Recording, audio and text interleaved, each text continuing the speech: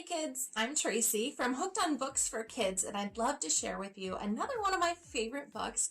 This one is all about this fun little monkey, Curious George, and how he makes maple syrup. So I thought you'd find the process interesting. A good book for us to read together. Wait for it, you're gonna love this. Curious George makes maple syrup. George loved mornings in the country. Sunday was his favorite morning of all because Sunday was pancake day. Today, the man with the yellow hat was teaching George how to make pancakes. When they start to get bubbly, it means they're ready to flip, his friend said. George flipped each pancake as it was ready. 1, 2, 3. George started pouring a lot of syrup on his pancakes. Go easy on that maple syrup, George. It doesn't grow on trees, the man said. Then he thought for a moment and said, well, in a way, it does. Oh, that's funny. George was confused. He imagined picking bottles of syrup off the trees like apples. The man explained that the syrup doesn't actually grow on the trees. It comes from inside the trees. All you have to do is tap them. George had poured all of the syrup on his pancakes. Now there was no syrup left for his friend. George had an idea. There were plenty of trees outside. All he had to do was tap them. Oh no, do you think this is going to turn out well? George put on his coat and went outside. There were many trees on the Rankins' farm. He tapped on each tree like it was him knocking on a door. George's friends Allie and Mr. Rankins came over to see what he was doing. George, why are you knocking on that tree? Asked Allie. George showed them the syrup bottle. Are you looking for syrup? Mr. Rankins said. First, you've got to tap the tree and get it sap, Mr. Rankins explained. That doesn't mean knock on it. You have to hammer the tap into the tree. Then you can collect the sap in a bucket, like this, Mr. Rankins demonstrated. Mr. Rankins had an extra bucket to spare, so George and Allie could collect their own sap. George was excited. He could cover mountains of pancakes with a whole bucket of maple syrup. Ooh, how exciting.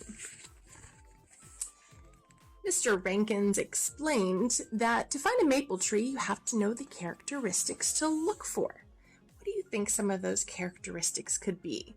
Maple trees have gray bark with deep ridges, and they grow their own special leaves. The leaves have 5 points, just like on the bottle of syrup. Well, this is interesting. After Mr. Rankin showed them how to tap a maple tree, George and Allie were ready to tap one on their own. But finding the right tree wasn't easy. After spotting one that had gray bark with deep ridges and 5 pointed leaves, they knew they had found the right kind of tree. The sap dripped and dripped. George and Allie waited and they waited. They must have tapped the slowest tree on the farm. Finally, George's bucket was full. Now they just needed to make more pancakes. Off they go. Back at the house, Allie and George surprised their friend with a pancake breakfast and their new syrup. But when the man poured the syrup on his pancakes, it didn't taste like maple syrup at all. Why do you think that is? What had gone wrong? They went back to Mr. Rankins for answers. He explained that sap becomes syrup only after it's boiled down. Luckily, he could help them boil the sap into syrup at the sugar shack.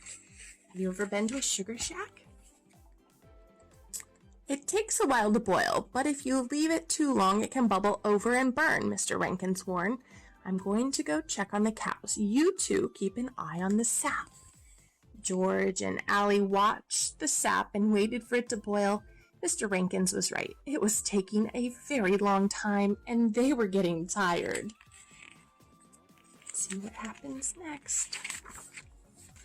Suddenly, the sap started to boil over. George tried to fan the sap with pancakes to cool it down, but the butter on the pancakes slipped into the pan. The butter smoothed out the sap and kept it from boiling over.